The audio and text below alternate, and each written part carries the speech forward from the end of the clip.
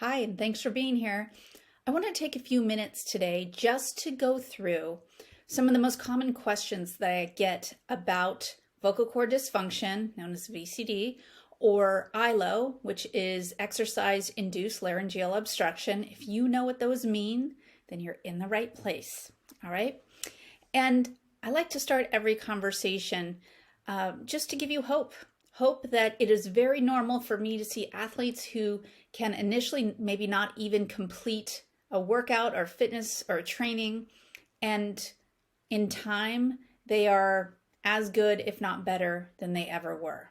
Okay, so remain hopeful that your athlete or you can get through this.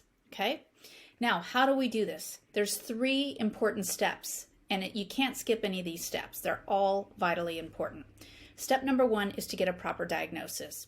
And by proper, I mean to get scoped, camera down your throat, while under exertion. So typically a treadmill or a bike with a doctor who can provide this service for you, okay? These can be hard to find. Starting with your children's hospitals, that's a good place to start, but it's not a guarantee that you're gonna find it there. If you're getting stuck, if you can't find a doctor that provides that service, please reach out to me and I will help connect you with some services. Step number 2 on this list is speech therapy. So there are lots of great speech therapists out there, but there are very few who specialize in working with athletes or exercise. So these are people who can not just teach you how to open the vocal cords when they close, but they can teach you how to do that while running at full speed or swimming at full speed. Okay, it's a tricky thing to do, and these people are rare. So, but I meet people who find these practitioners in different places. I try and keep a list of them. If you need help finding this person, please reach out to me and we can see if we can find someone in your area. Step number 3 is my department, and this is the mental skills side of things.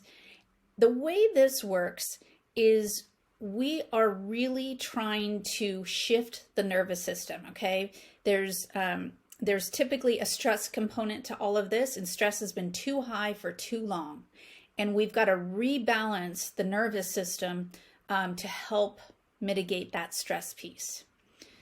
The second piece that we're working on is really teaching the athlete to have a much stronger sense of control in their internal world. Okay, so this is a skill set where they're learning how to manage their thoughts, their emotional triggers, and really trying to get them out of the cycle that they tend to get into, which is after VCD happens a few times, you have a few episodes, you start to fear that it's going to happen, and that fear then becomes a major trigger. So that fear is very rational, but we've got to get you out of that cycle. So we have a whole skill set to do that. And then step number 3 is arming the athlete with all the mental skills that I would work with any athlete on, whether they had VCD or not. And this really becomes the more long-term, what keeps confidence high, performance high, and really arms the athlete with the tools they need to go out there and just be a high-performing athlete. So this is all part of the process. Again, all 3 pieces are really, really important. I know that these resources can be tough to find, so I'm happy to help if I can. If you have questions, please don't hesitate to reach out.